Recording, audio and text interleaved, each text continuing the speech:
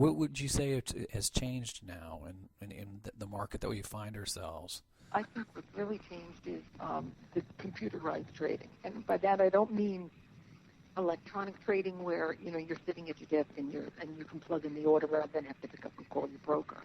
Right. Because to me that's fine. Right. It's the people who write all these programs that basically go in there and what I think is front run the market. Because what they're trying to do is capture that little 1 penny change. Right. It's not what your average investor is trying to do. Right. And because they really now represent about 70% of the market, they have changed the nature of the market. That's what I think has happened, is that they have changed the nature of the market. They've made the market in many ways less two-sided and more one-sided. Explain what you mean by less two-sided and more one-sided. Well, in a regular market, I hate to keep calling it a regular market because really this is the market we have now. But in the old days, shall we say, you had a buyer for every seller. Right. And it wasn't so like for example in 2009 we never really saw the market correct much. It was like there was a permanent bid under the market, and Right. a lot of people, conspiracy theorists, were like, oh well, it's the Fed and they're buying. It's really the computerized programs in their buying, and not allowing the market to have normal ebbs and flows. Okay. And when it does have an ebb and flow, it's almost totally lopsided. In the old days, you used to get like an advanced decline line that might be, I don't know, let's just say 1,800 to 700, or 700 to 800 to 900, or something like that. Now, you always get like 2,000 to 300. I mean, they're just so lopsided now because the computers are in there doing everything, and they chase. And the computers chase everything. So when you get an up move, you tend to get a dramatic up move. And when you get a down move, you tend to get a dramatic down move.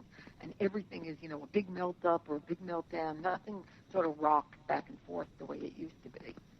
So you think that perhaps that flash, quote unquote, flash crash that might have been the root of the cause? Because I've been reading a lot about it, but I still don't think they really quite know what took place at that time. I definitely think that's exactly what happened.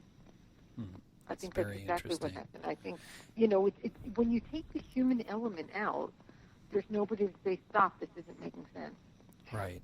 And I think that's exactly what happened. A human would have said, excuse me, Procter & Gamble, the last pick was 72. Why is it trading at 39? Right. That's just it normal, didn't make a sense. normal logical progression. But the computer doesn't stop and think like that. The computer is just searching for a bid. Right.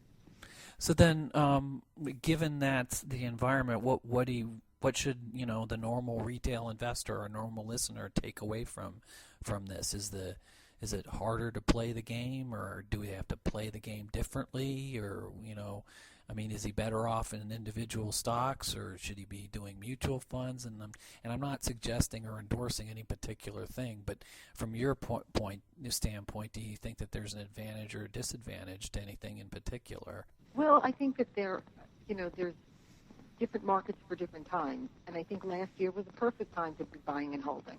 In retrospect, Right. Of course. Right. Sure. Vision in hindsight. But I actually said in January of this year that I thought this year we were going to see a lot more swings, and you were really going to have to learn to buy and sell the swings to be successful this year. And that's really how I view this year's market, which I think is just drastically different than last year, which is drastically different than the year before, but all you had to do was sell and sit in cash. Yeah, maybe tell me about tell the story about you've written about this several times over the years, and I always got a kick out of it. Talk about Pavlov's dog. Well, it's always been my view that the market teaches us a lesson over and over and over again, in that it shows a pattern over and over and over again. And once you start to see everybody talking about that pattern, they become like Pavlov's dog. They start playing the pattern. I mean, right. But once the market teaches you that lesson over and over again, and everybody learns the lesson, the market changes the lesson. Just to be, there's an old expression that the market will do what it can to keep the most people wrong. Right.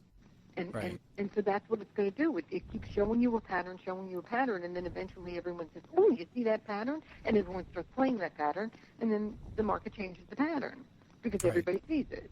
Right.